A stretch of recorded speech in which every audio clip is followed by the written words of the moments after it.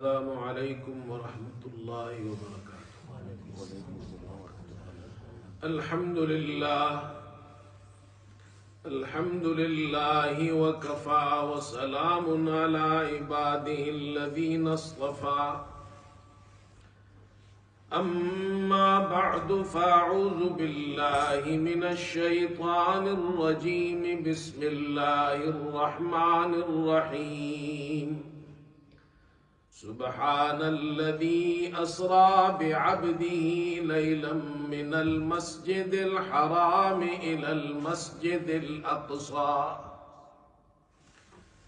الذي باركنا حوله لنريه من آياتنا إنه هو السميع البصير۔ صدق الله مولانا العظيم۔ بزرگان محترم اور برادران عزیز، اللہ رب العزت نے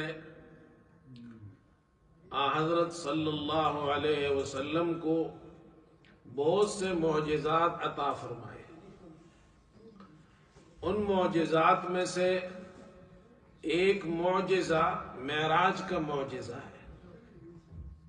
اللہ تعالیٰ نے آپ کو معراج عطا فرمائی اور آپ ایک ہی رات کے کچھ حصے میں مکہ سے مسجد اقصی، مسجد حرام سے مسجد اقصی اور مسجد اقصی سے آسمانوں کے اوپر تک سدرۃ المنتہا تک، اور اس سے اوپر اللہ سے ملاقات، اور 5 نمازیں فرض ہوئی اس امت پر، وہ لے کر آپ اسی رات میں واپس تشریف لائے۔ اس کو کہتے ہیں معراج کا واقعہ۔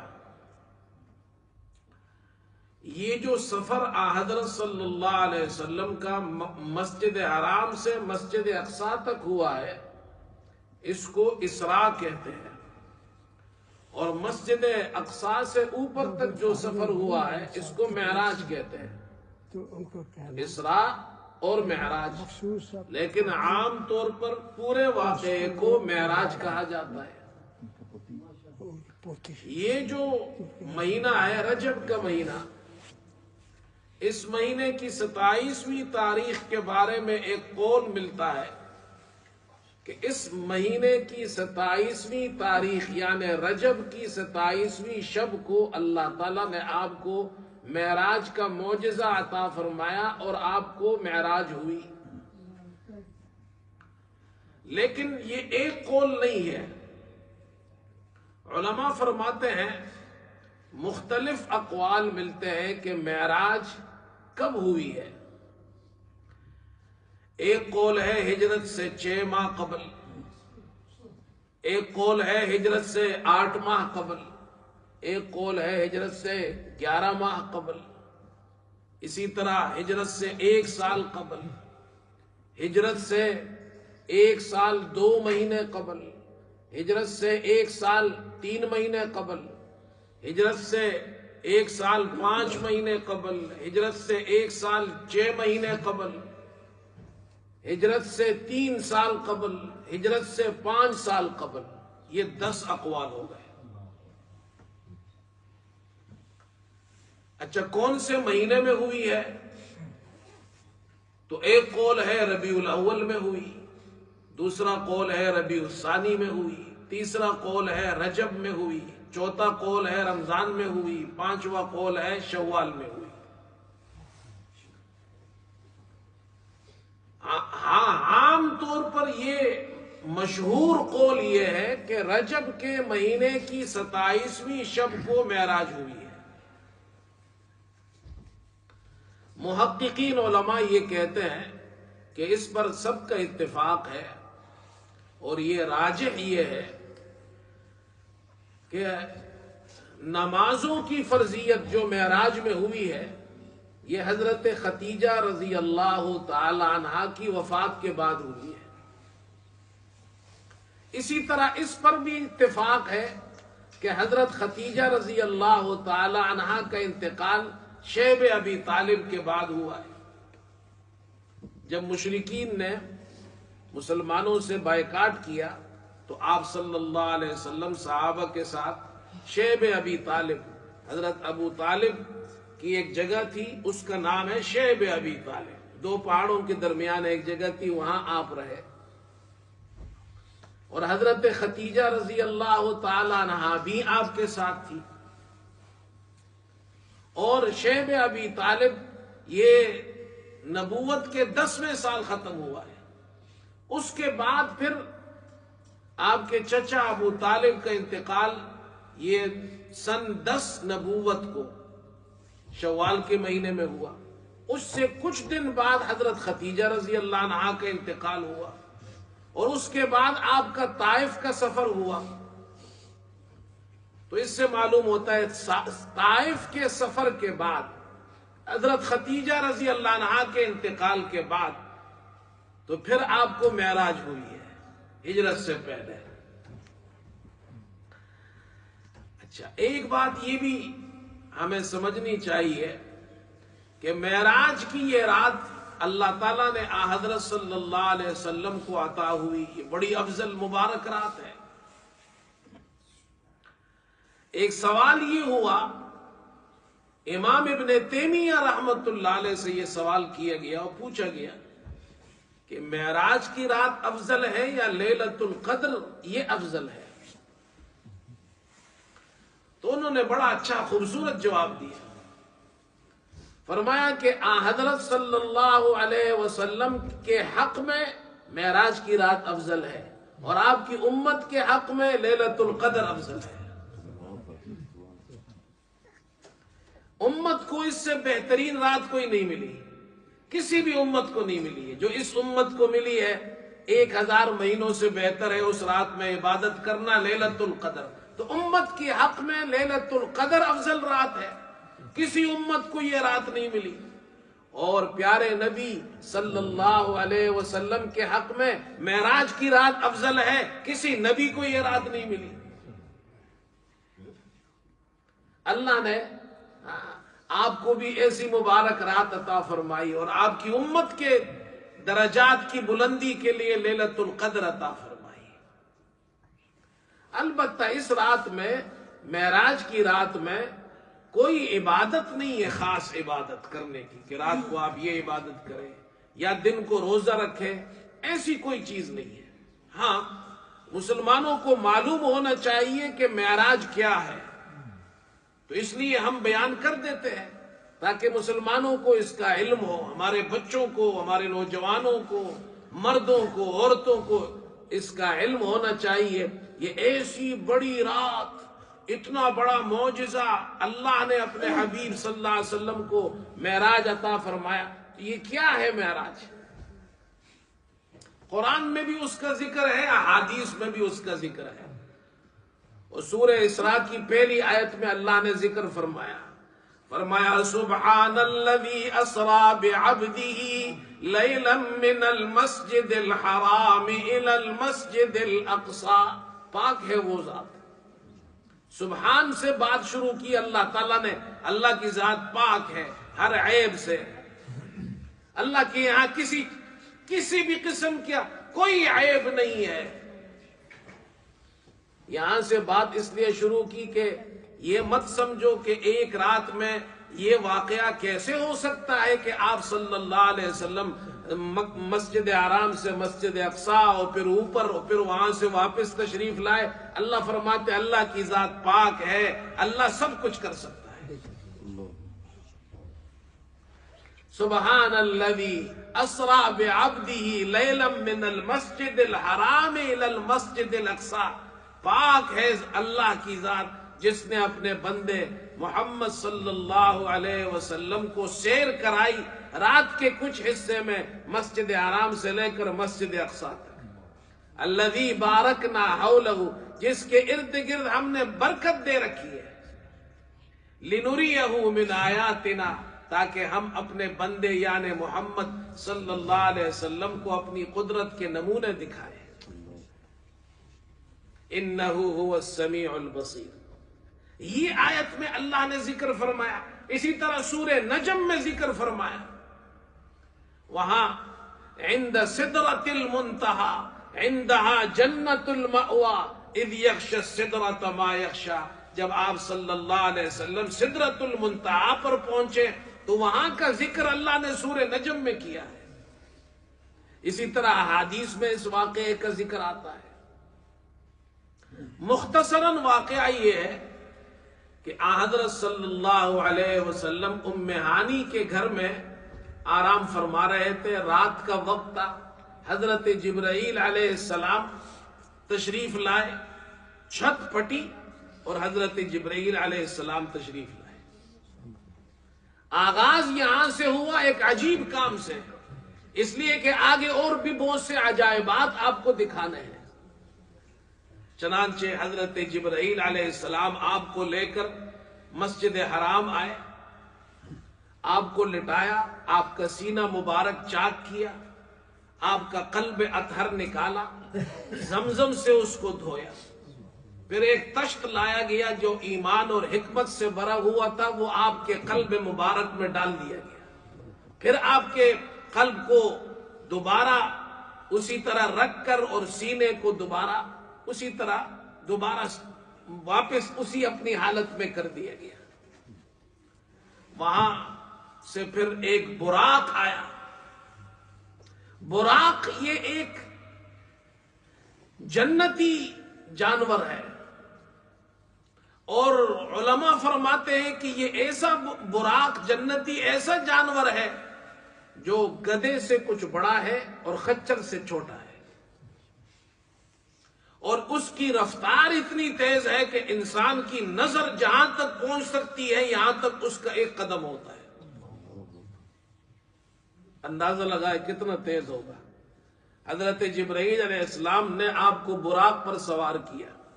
اب سفر شروع ہوا مسجد حرام سے مسجد اقصی کا. راستے میں ایک جگہ حضرت جبرائیل علیہ السلام نے آپ سے فرمایا کہ یہاں آپ نماز ادا کیجئے. آپ صلی اللہ علیہ وسلم نے وہاں نماز پڑھی. پوچھا یہ آپ کو معلوم ہے یہ کون سی جگہ ہے؟ آپ نے فرمایا نہیں. فرمایا یہ یثرب ہے یعنی مدینہ طیبہ، یہاں آپ ہجرت فرمائیں گے. پھر آگے چلے ایک اور جگہ آئی تو حضرت جبرائیل علیہ السلام نے آپ سے فرمایا کہ یہاں اتر کر نماز پڑھیے. آپ نے نماز پڑھی. پھر پوچھا کون سی جگہ ہے؟ آپ نے فرمایا نہیں معلوم. کہا یہ وادی سینا شجرہ موسیٰ، وہ جگہ جہاں اللہ تعالیٰ نے حضرت موسیٰ علیہ السلام سے کلام فرمایا تھا، وہاں آپ نے 2 رکعت پڑھی. پھر ایک جگہ فرمایا یہاں نماز پڑھیے. آپ نے وہاں نماز پڑھی. فرمایا حضرت شعیب علیہ السلام کا مسکن ہے. پھر ایک جگہ آئی فرمایا یہاں نماز پڑھیے. یہاں نماز پڑھی. آپ نے فرمایا حضرت عیسیٰ علیہ السلام یہاں پیدا ہوئے ہیں، مقام لحم، بیت لحم بھی کہتے ہیں اسے. اسی طرح اس معراج کے اندر اللہ تعالیٰ نے آپ کو بعض لوگوں کا مشاہدہ کرایا، خاص طور پر گنہگاروں کا مشاہدہ کرایا کہ ان کو اللہ کے یہاں کس قسم کا عذاب دیا جاتا ہے. تو واقعہ معراج جب ہم پڑھتے ہیں، واقعہ معراج جب ہم سنتے ہیں تو مسلمانوں کو سب سے پہلے اس بات کی فکر کرنی چاہیے کہ وہ اپنی اصلاح کریں. کہیں ہمارے اندر تو یہ گناہ نہیں ہے کہ جن گنہگاروں پر اللہ کا عذاب ہو رہا تھا اللہ نے اپنے حبیب صلی اللہ علیہ وسلم کو دکھایا. اور آپ نے کیا دیکھا؟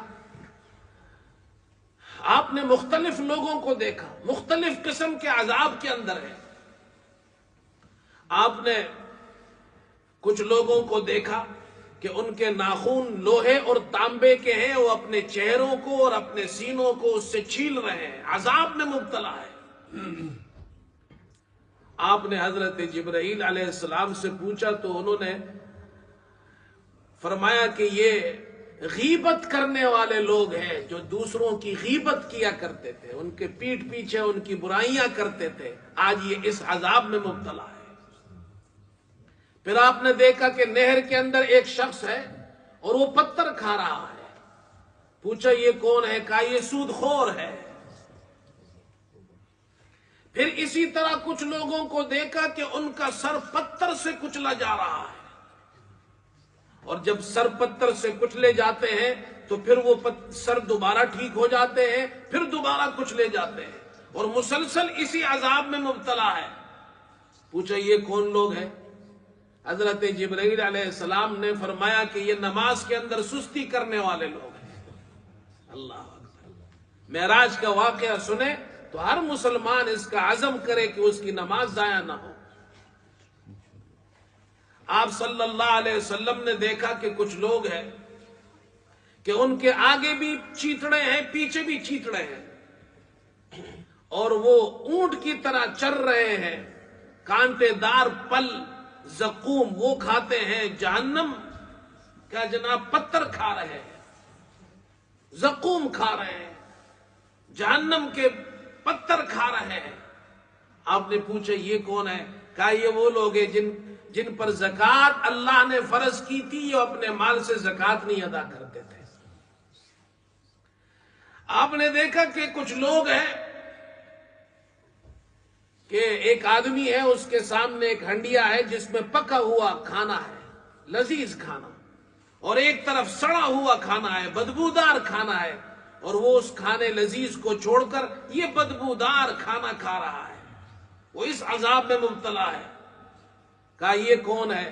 کہا یہ وہ شخص ہے جس کے پاس حلال بیوی تھی مگر اس کو چھوڑ کر جا کر زانیہ کے ساتھ رات گزارتا تھا، اس عذاب میں مبتلا ہے۔ کچھ لوگوں کو دیکھا ان کی زبانوں کو لوہے کی کینچیاں ہیں، اس سے زبانیں کاٹی جا رہی ہے۔ کہا یہ کون ہے؟ کہا یہ وہ خطیب ہے جو تقریریں کرتے ہیں، خطابت کرتے ہیں، لوگوں کو دین سناتے ہیں لیکن خود دین پر عمل نہیں کرتے ہیں۔ اللہ ہم سب کی حفاظت فرمائے۔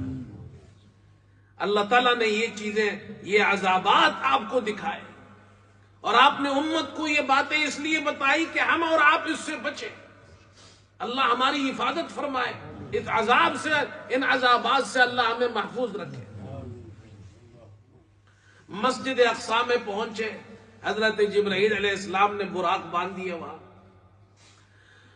اور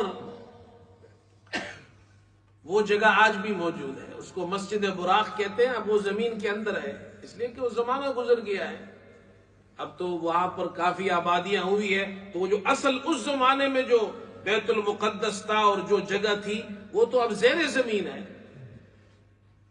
ہم نے دیکھا ہے الحمدللہ، وہ جگہ دیکھی ہے ہم نے۔ اور مسجد اقصی جو آج ہے وہ تو بہت بڑا کمپاؤنڈ ہے، اس کے اندر قبۃ الصخرہ بھی ہے، مسجد براق بھی ہے، اسی طرح مسجد مروانی بھی ہے۔ اس کے نیچے زمین کے اندر کافی نیچے جا کر پرانی مسجد اقصی، اس کی عمارت آج بھی موجود ہے۔ کہا جاتا ہے کہ حضرت سلیمان علیہ السلام نے جو تعمیر کی تھی، جنات نے اس میں حصہ لیا تھا، وہ مسجد، اس کے کچھ آثار آج بھی موجود ہے۔ میں نے وہ جگہ دیکھی ہے، اور یقین جانیے وہاں ایک ایک پتھر ہماری اس مسجد کے دیوار سے بڑا ہے۔ وہ لگتا ہے کہ جنات نے یہ تعمیر کی ہے، اللہ جانتا ہے، لیکن یہ مسجد ہے وہاں۔ خیر، وہاں انبیاء علیہ السلام سے آپ کی ملاقات ہوئی اور انہوں نے آپ کی اقتداء میں نماز پڑھی، لیکن عام طور پر مورخین، سیرت نگار یہی لکھتے ہیں کہ آپ جب مسجد اقصی پہنچے تو انبیاء علیہ السلام نے آپ کی اقتداء میں نماز پڑھی۔ محققین علماء یہ کہتے ہیں کہ آپ نے جو امامت کرائی، انبیاء علیہ السلام نے آپ کی اقتداء میں نماز پڑھی، وہ معراج سے واپسی کے بعد ہے۔ جب آپ واپس تشریف لائے، اوپر سے مسجد اقصی پہنچے، تب آپ نے امامت کرائی۔ اور اس کی دلیل یہ ہے کہ جب آپ صلی اللہ علیہ وسلم مسجد اقصی سے اوپر، اللہ تعالیٰ نے ایک سیڑھی لگا دی آپ کے لیے، اسی لیے معراج کو معراج کہتے ہیں۔ معراج کا معنی عربی زبان میں سیڑھی کے ہے۔ اللہ نے مسجد اقصی سے اوپر آسمانوں تک ایک سیڑھی لگا دی، خوبصورت سیڑھی، اور اس سیڑھی میں آپ کس طرح چڑھے ہیں وہ تو اللہ ہی جانتا ہے۔ آج تو ایسے لفٹ ہے جو کئی کئی منزلہ عمارت اوپر تک پہنچا دیتے ہیں، تو اللہ نے جب وہ سیڑھی لگائی، وہ لفٹ لگائی، تو اس کی رفتار تو اللہ ہی جانتا ہے کیا ہوگی۔ اس سیڑھی پر آپ چڑھے، اس لیے معراج کہتے ہیں۔ تو 7 آسمانوں پر 7 انبیاء علیہ السلام سے آپ کی ملاقات ہوئی، بلکہ 7 نہیں، ایک آسمان پر 2 نبی تھے، حضرت یحییٰ اور عیسیٰ علیہ السلام۔ تو کتنے انبیاء سے ملاقات ہوئی؟ 8 انبیاء سے، 7 آسمانوں پر۔ اچھا، اب یہ ملاقات ہوئی ہے تو آپ جس آسمان پر گئے، حضرت جبرائیل علیہ السلام نے تعارف کرایا کہ یہ آدم علیہ السلام ہے، یہ یحییٰ علیہ السلام ہے، یہ عیسیٰ علیہ السلام ہے، تعارف کرایا۔ میں بتا دیتا ہوں آپ کو، پہلے آسمان پر آپ گئے، حضرت جبرائیل علیہ السلام جب وہاں پہنچے، آپ صلی اللہ علیہ وسلم بھی ساتھ ہے، تو دربان نے جو دروازے میں تھا، اس نے اندر سے پوچھا کون؟ کہا جبرائیل۔ کہا آپ کے ساتھ کون ہے؟ کہا محمد صلی اللہ علیہ وسلم۔ کہا ان کے لیے پیغام بھیجا گیا ہے کہ وہ یہاں آئے؟ آپ حضرت جبرائیل نے فرمایا ہاں۔ دروازہ کھول دیا، اندر گئے، حضرت آدم علیہ السلام سے پہلے آسمان پر ملاقات ہوئی۔ کہا یہ آدم علیہ السلام ہے، ان کو سلام کیجئے۔ آپ نے سلام کیا، حضرت آدم علیہ السلام نے مرحبا کہا، فرمایا مرحبا مرحبا بالابن صالح والنبی صالح، مرحبا ہو فرزند صالح اور نبی صالح کو۔ حضرت آدم علیہ السلام کی دائیں طرف کچھ صورتیں تھی، بائیں طرف کچھ صورتیں تھی۔ آپ اس طرف دیکھتے تو خوش ہوتے، ہنستے، اس طرف دیکھتے تو آپ روتے۔ حضرت جبرائیل علیہ السلام نے فرمایا یہ آپ کی اولاد ہے، دائیں بھی اور بائیں بھی، ان کی صورتیں ہیں۔ جب آپ اصحاب الیمین دائیں والوں کو دیکھتے ہیں، یہ نیکوکار ہے، جنتی ہے، تو آپ خوش ہوتے ہیں۔ یہ بائیں والے بدکار ہیں، گنہگار ہیں، جہنمی ہیں، ان کو دیکھتے ہیں تو آپ روتے ہیں۔ پھر دوسرے آسمان پر حضرت یحییٰ اور حضرت عیسیٰ علیہ السلام سے ملاقات ہوئی۔ تیسرے آسمان پر حضرت یوسف علیہ السلام سے ملاقات ہوئی، اور چوتھے آسمان پر حضرت ادریس علیہ السلام سے ملاقات ہوئی۔ 5ویں آسمان پر حضرت ہارون علیہ السلام سے ملاقات ہوئی۔ 6ٹھے آسمان پر حضرت موسیٰ علیہ السلام، اور 7ویں آسمان پر جہاں بیت المعمور ہے، اللہ کا گھر ہے، جیسے یہاں بیت اللہ کعبہ ہے، اس کے اوپر بالکل اوپر 7ویں آسمان پر بیت المعمور ہے۔ حضرت ابراہیم علیہ السلام بیت المعمور کی دیوار سے اس طرح ٹیک لگائے بیٹھے تھے، وہاں آپ کی ملاقات ہوئی 7 آسمانوں پر۔ اور ہر جگہ حضرت جبرائیل علیہ السلام تعارف کراتے تھے کہ یہ آدم علیہ السلام ہے، یہ یحییٰ اور عیسیٰ علیہ السلام ہے، یہ یوسف علیہ السلام ہے، یہ ادریس علیہ السلام ہے، تعارف کرایا آپ کو۔ اس لیے علماء لکھتے ہیں کہ آپ نے مسجد اقصی میں جو نماز پڑھائی ہے، معراج سے واپسی پر پڑھائی ہے، معراج اوپر جانے سے پہلے نہیں پڑھائی، اس لیے کہ اگر پہلے پڑھائی ہوتی تو انبیاء علیہ السلام سے آپ کی ملاقات ہو گئی۔ جب ہو گئی تو پھر آسمان پر آپ نے کیسے نہیں پہچانا ان کو؟ بات سمجھ میں آئی؟ اس لیے محققین علماء یہ کہتے ہیں واپسی پر نماز پڑھائی ہے آپ نے۔ وہاں پہنچے، وہاں سے آگے سدرۃ المنتہا ہے۔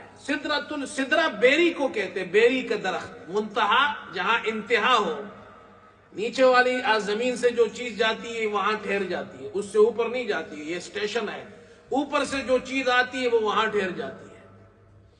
اس کا ذکر اللہ نے قرآن میں بھی کیا ہے، عند سدرۃ المنتہا عندہا جنت المأوا، جنت المأوا کے قریب ہے۔ اذ یغشی السدرۃ ما یغشی، اور اس سدرہ کو، بیری کے درخت کو چھپا رہی تھی وہ چیزیں جو اس پر چھا رہی تھی۔ اور وہ کیا تھی؟ کہتے ہیں کہ سونے کے پروانے تھے، سونے کے پروانے، یہ جو پروانے ہوتے ہیں نا وہ سونے کے تھے، اور وہ سونے کے پروانوں نے اس سدرہ کا احاطہ کیا ہوا تھا۔ اللہ کے خاص تجلیات اس پر پڑ رہی تھی۔ وہاں سے آگے آپ کو جنت اور جہنم دکھائی گئی، اور اس سے آگے ایک جگہ ہے صریف الاقلام۔ اللہ تعالیٰ کے جو احکامات آتے ہیں لوح محفوظ سے، تو صریف الاقلام ایک جگہ ہے، وہاں پر فرشتے اس کو لکھتے ہیں، اور صریف الاقلام اس لیے کہتے ہیں کہ صریف الاقلام کا معنی ہے قلم کی آواز.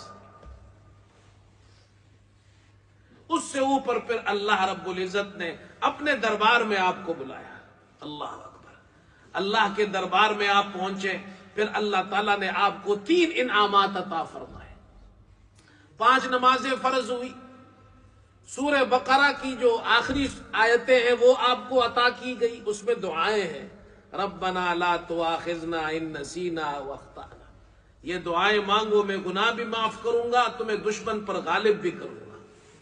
تیسرا انعام یہ ہے کہ آپ کی امت میں سے جو شرک نہیں کرتا، اور وہ اللہ تعالیٰ اس کو معاف کر دے گا بشرطے کہ وہ اللہ کے ساتھ کسی کو شریک نہ کرے. یہ 3 انعامات عطا فرمائے.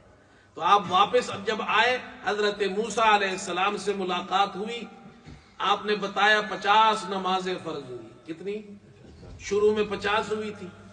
حضرت موسیٰ علیہ السلام نے آپ کو مشورہ دیا، میں نے اپنی امت کو بہت آزمایا ہے، تجربہ ہے مجھے، آپ کی امت بھی 50 نمازیں نہیں پڑھ سکے گی. آپ واپس تشریف لے جائے. آپ واپس تشریف لے گئے. اللہ نے تخفیف فرمائی، 5 کم ہو گئی. پھر آپ تشریف لائے. اس طرح موسیٰ علیہ السلام آپ کو بار بار بھیجتے گئے، یہاں تک کہ 5 نمازیں رہ گئی. اللہ تعالیٰ نے فرمایا ہے تو یہ 5 نمازیں، اب اس سے اور کمی نہیں ہوگی، لیکن جو پڑھے گا تو ثواب 50 نمازوں کا ملے گا.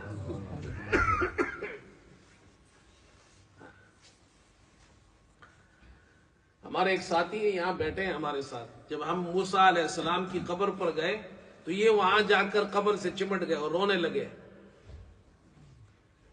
تو مجھے کہا کہ میں وہاں گیا اور میں قبر پر چمٹ کر رونے لگا. میں نے کہا کیوں روئے آپ؟ کہا میں نے موسیٰ علیہ السلام کا شکریہ ادا کیا. میں نے کہا thank you very much. He said to me, I said to موسیٰ علیہ السلام thank you very much. تو میں رونے لگا.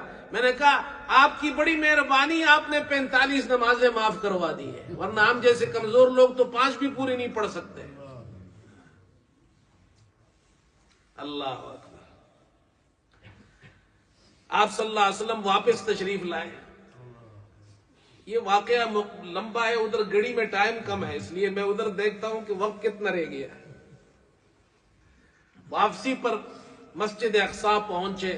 انبیاء علیہ السلام کو اللہ نے سب کو بھیج دیا اور آپ کی امامت میں انہوں نے نماز پڑھی، اس لیے آپ کو امام الانبیاء کہا جاتا ہے. جب آپ واپس تشریف لائے اسی رات میں مکہ پہنچ گئے. دوسرے دن آپ نے مشرکین سے کہا کہ اللہ نے مجھے معراج عطا فرمائی، ایک ہی رات میں میرا سفر ہوا مسجد حرام سے مسجد اقصی اور پھر اوپر تک اور پھر واپسی ہوئی. تو انہوں نے کہا یہ کیسے ہو سکتا ہے، ہم تو نہیں مانتے. ہاں مسجد اقصی کے علامات ہمیں بتائے، بیت المقدس مسجد اقصی کے، تو پھر ہم مان لیں گے. حدیث میں آتا ہے، آپ صلی اللہ علیہ وسلم فرماتے ہیں اللہ تعالیٰ نے بیت المقدس مسجد اقصی کا نقشہ میرے سامنے کھول دیا. وہ جو پوچھتے جاتے تھے میں انہیں بتاتا جاتا تھا.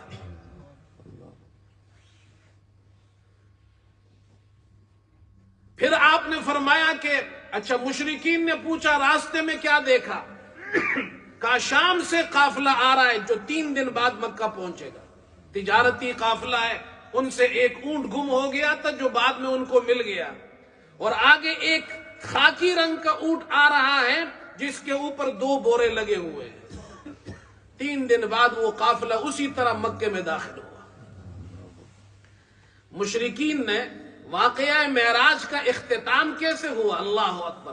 ابو بکر صدیق رضی اللہ عنہ کی تصدیق پر اللہ تعالیٰ نے یہ واقعہ معراج کا رسول اللہ صلی اللہ علیہ وسلم کو معجزہ عطا ہوا، مشرکین نے انکار کیا، تو تصدیق کس نے کی؟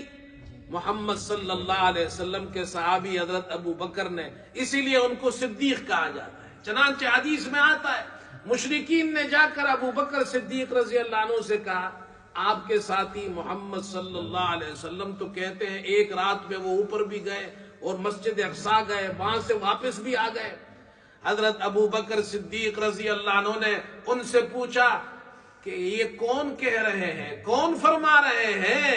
محمد صلی اللہ علیہ وسلم فرما رہے ہیں۔ انہوں نے کہا ہاں وہی فرما رہے ہیں۔ کہا کہ اگر میرے پیارے نبی فرما رہے ہیں تو سچ فرما رہے ہیں، اسی لیے ان کو صدیق کہا جاتا ہے، ان تصدیق کی ہے اس کی۔ ہم تو تمام صحابہ سے محبت کرتے ہیں، یہ اہل سنت والجماعت کا شعار ہے کہ تمام صحابہ کرام سے محبت۔ ہاں البتہ اللہ تعالیٰ نے حضرت ابو بکر صدیق رضی اللہ عنہ کو انبیاء علیہ السلام کے بعد، آپ صلی اللہ علیہ وسلم کے بعد، انبیاء کے بعد پھر تمام امت پر اللہ تعالیٰ نے سب سے زیادہ جو فضیلت انسانوں پر عطا فرمائی ہے، ابو بکر صدیق رضی اللہ عنہ کو عطا فرمائی۔ بعض لوگوں نے خواہ میں یہ اس قسم کے مسائل چھیڑ کر ایک فتنہ برپا کرتے ہیں۔ یہ ایک بات میں عرض کر دیتا ہوں، اس پر ختم کرتا ہوں۔ عجیب قسم کا زمانہ آ گیا ہے۔ اب ایک صاحب ہے، وہ کہتے ہیں جی صدیق اکبر ابو بکر نہیں ہے، حضرت علی ہے رضی اللہ تعالی۔ ہم تو حضرت علی رضی اللہ عنہ سے بھی محبت کرتے ہیں، ابو بکر صدیق سے بھی محبت کرتے ہیں رضی اللہ عنہ۔ اچھا کیوں جی؟ کہتے جی ابن ماجہ میں روایت ہے، حضرت علی رضی اللہ عنہ نے فرمایا انا عبد اللہ و اخو رسولہ صلی اللہ علیہ وسلم، میں اللہ کا بندہ اور رسول اللہ صلی اللہ علیہ وسلم کا بھائی ہوں، یعنی ان کا کزن ہوں، چچا زاد ہوں۔ انا الصدیق الاکبر لا یقولها بعدی الا کاذب صلیت قبل الناس ب7 سنین، میں صدیق اکبر ہوں۔ یہ کون؟ حضرت علی رضی اللہ عنہ خود فرما رہے ہیں کہ میں صدیق اکبر ہوں، میرے بعد جو اس فضیلت کا دعویٰ کرے گا وہ جھوٹا ہے، اور میں نے لوگوں سے 7 سال پہلے نماز پڑھی ہے۔ وہ کہتے ہیں حضرت علی صدیق اکبر ہے، حضرت ابو بکر صدیق اکبر نہیں ہے۔ تو مختصراً عرض کر دیتا ہوں، خاص طور پر جو نوجوان ہیں ان کو پتہ چل جائے۔ ابو بکر صدیق رضی اللہ تعالی عنہ کو صدیق، اور رسول اللہ صلی اللہ علیہ وسلم نے ان کو صدیق کا لقب دیا ہے۔ اور رسول اللہ صلی اللہ علیہ وسلم، بخاری میں روایت ہے، آپ صلی اللہ علیہ وسلم حضرت ابو بکر صدیق رضی اللہ عنہ، حضرت عمر اور حضرت عثمان رضی اللہ عنہم، ان کے ساتھ آپ احد پہاڑ پر چڑھے تو احد ہلنے لگا۔ آپ نے فرمایا اسبت احد، احد ٹھہر جا، ہل مت، فإنما علیک نبی، فإنما علیک نبی وصدیق وشہیدان، تیرے اوپر اس وقت ایک نبی موجود ہے، ایک صدیق موجود ہے، اور 2 شہید موجود ہیں۔ صدیق تو آپ نے فرمایا، تو ابو بکر صدیق صدیق اکبر ہے، تو بخاری کی روایت سے ثابت ہے۔ حضرت علی رضی اللہ عنہ جو ابن ماجہ والی روایت ہے، وہ تو خود فرما رہے انا الصدیق الاکبر، وہاں تو یہ نہیں ہے کہ رسول اللہ صلی اللہ علیہ وسلم نے فرمایا ہو، وہ خود کہہ رہے انا الصدیق الاکبر، میں صدیق اکبر ہوں۔ اچھا ایک بات سمجھ لی، ہمیں حضرت علی رضی اللہ عنہ کی فضیلت کو ثابت کرنے کے لیے ضعیف روایات کی کوئی ضرورت نہیں ہے، ان کی صحیح روایات میں بڑی فضیلتیں آئی ہیں۔ اس لیے محدثین نے اس روایت کو، یہ جو حضرت علی کے بارے میں یہ روایت ہے کہ انا الصدیق الاکبر، محدثین نے اس کو ضعیف قرار دیا ہے، ابن جوزی نے اس کو موضوعات میں نقل کیا ہے۔ اچھا پھر اس میں روایت کے اندر کیا ہے؟ انا الصدیق الاکبر الذی لا یقولها بعدی الا کاذب، میرے بعد جو بھی اس فضیلت کا دعویٰ کرے گا وہ جھوٹا ہوگا۔ تو آپ نے یہ تو نہیں فرمایا مجھ سے پہلے، آپ سے پہلے ابو بکر ہے، آپ سے پہلے حضرت عمر ہے، آپ سے پہلے حضرت عثمان ہے رضی اللہ عنہ، ان کے بارے میں تو نہیں فرمایا، آپ نے فرمایا میرے بعد۔ تو اگر ہم اس حدیث کو صحیح بھی مان لے کہ اس کی سند صحیح ہے، تو آپ اپنے بعد کے بارے میں فرما رہے ہیں۔ پھر اس حدیث میں ایک اضطراب اور ہے، اور وہ یہ ہے، حضرت علی فرماتے میں نے لوگوں سے، یعنی روایت جو یہ میں نے کہا روایت ضعیف ہے، اس کی وجہ ایک کیا ہے، اس میں اضطراب ہے، اور وہ یہ ہے کہ حضرت علی رضی اللہ عنہ فرما رہے ہیں میں نے لوگوں سے 7 سال پہلے نماز پڑھی ہے۔ تو کیا رسول اللہ صلی اللہ علیہ وسلم نے جب دعوت شروع کی اسلام کی 7 سال تک کسی بھی مسلمان نے نماز نہیں پڑھی اور صرف حضرت علی رضی اللہ عنہ نماز پڑھتے تھے. اس وقت تک تو بہت سے مسلمان صحابہ ہو چکے تھے اور نماز پڑھتے تھے. لہذا یہ جو روایت ہے یہ ضعیف روایت ہے، سند کے اعتبار سے کمزور روایت ہے. ابن جوزی نے موضوعات میں نقل کیا اس کو. ہاں حضرت علی رضی اللہ عنہ کی اپنی فضیلت ہے، مسلمان ان سے پیار کرتے ہیں، ہم تمام صحابہ سے محبت کرتے ہیں. اور اہل سنت والجماعت وہ تو تمام صحابہ سے محبت کرتے ہیں. اپنے بچوں کے نام ہم حضرت علی کے نام پر رکھتے ہیں، حضرت حسن کے نام پر رکھتے ہیں، حضرت حسین کے نام پر رکھتے ہیں. ایسا رکھتے ہیں نہیں رکھتے؟ میرے ماموں ہے، سگے ماموں، انتقال ہو گیا، ان کا نام علی محمد تھا. میرے 2 بیٹے، ایک کا نام حسن ہے، ایک کا نام حسین ہے. تو کیسے ہم پیار نہیں کرتے، ان سے محبت نہیں کرتے ہیں؟ لہذا یہ کہنا کہ ابو بکر تو صدیق اکبر نہیں ہے اور حضرت علی صدیق اکبر ہے، امت کے اندر فتنہ پیدا کرنا ہے. صحابہ اکرام کے درمیان اس طرح کی باتیں اور جناب کیا ہے افتراق کر کے امت کو فتنے میں نہیں مبتلا کرنا. ہم تمام صحابہ سے محبت کرتے، البتہ ابو بکر صدیق رضی اللہ عنہ کا درجہ صحابہ اکرام کے اندر انبیاء علیہ السلام کے بعد، آپ صلی اللہ علیہ وسلم کے بعد، انبیاء کے بعد، پھر انسانوں میں سب سے افضل درجہ آپ کا ہے. اللہ تعالی ہم سب کو عمل کی توفیق عطا فرمائے. وآخر دعوانا الحمدللہ رب العالمین.